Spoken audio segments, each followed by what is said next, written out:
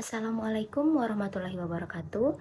Hai teman-teman, perkenalkan nama saya Nesa Dwi Anggraini dengan NIM 811423045 dari kelas C, jurusan Kesehatan Masyarakat, Universitas Negeri Gorontalo.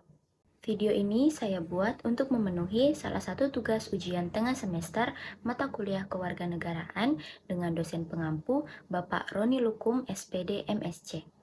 Baiklah, di video kali ini saya akan membahas materi yang berjudul Hak dan Kewajiban Warga Negara.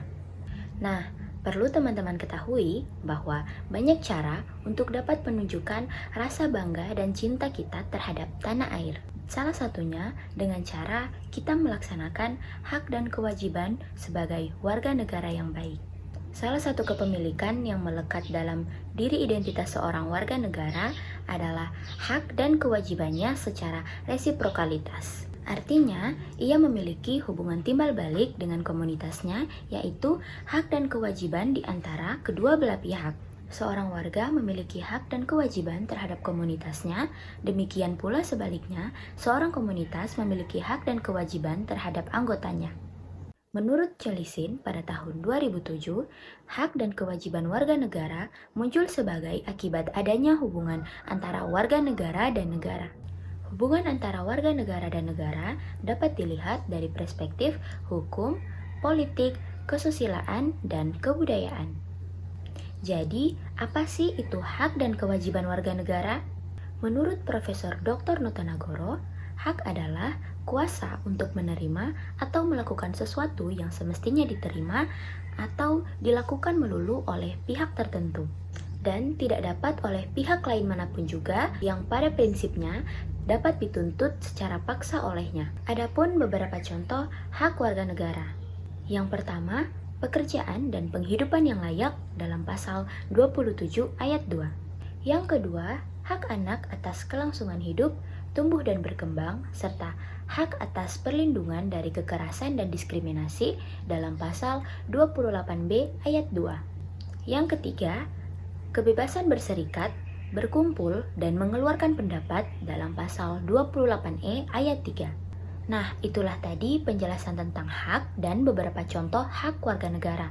Selanjutnya, kita akan membahas tentang kewajiban.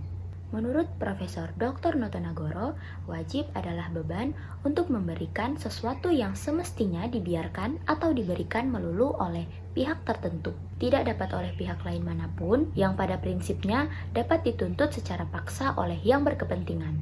Sedangkan kewajiban adalah sesuatu yang harus dilakukan dengan penuh rasa tanggung jawab. Adapun beberapa contoh kewajiban warga negara. Yang pertama, setiap warga negara memiliki kewajiban untuk berperan serta dalam membela dan mempertahankan kedaulatan negara Indonesia dari serangan musuh. Yang kedua, setiap warga negara wajib membayar pajak dan retribusi yang telah ditetapkan oleh pemerintah pusat dan pemerintah daerah atau Pemda. Yang ketiga, setiap warga negara wajib mentaati dan menjunjung tinggi dasar negara, hukum dan pemerintahan tanpa terkecuali, serta dijalankan dengan sebaik-baiknya.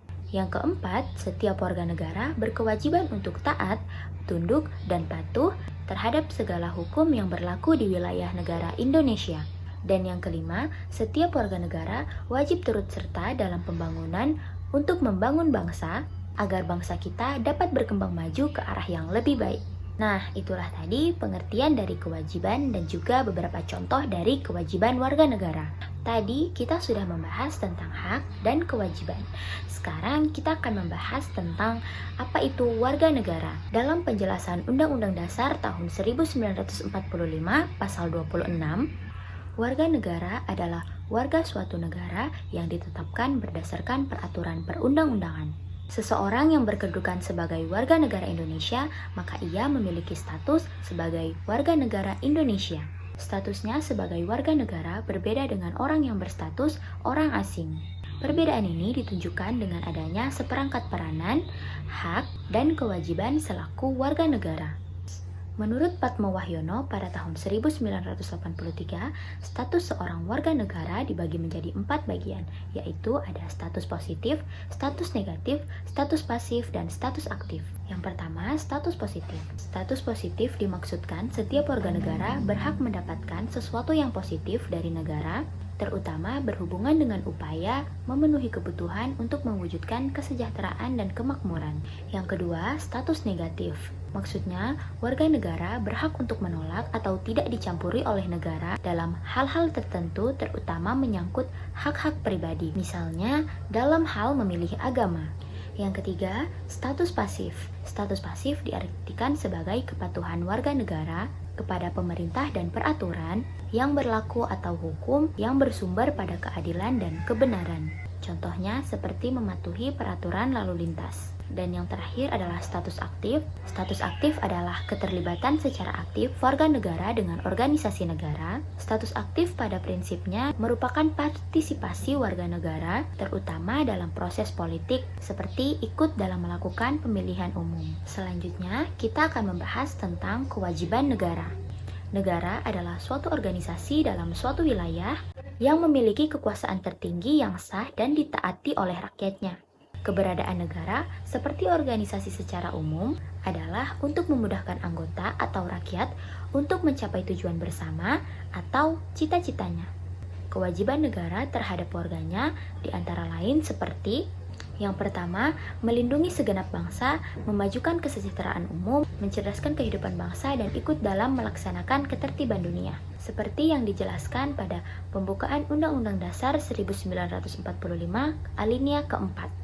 Yang kedua, untuk pertahanan dan keamanan negara dilakukan melalui sistem pertahanan dan keamanan rakyat semesta oleh Tentara Nasional Indonesia dan Kepolisian Republik Indonesia sebagai kekuatan utama dan rakyat sebagai kekuatan pendukung dalam pasal 30 ayat 2. Dan yang ketiga, mengusahakan dan menyelenggarakan satu sistem pendidikan nasional yang meningkatkan keimanan dan ketakwaan serta akhlak mulia dalam rangka mencerdaskan kehidupan bangsa dalam pasal 31 ayat 3. Baik, itu tadi adalah penjelasan tentang kewajiban negara.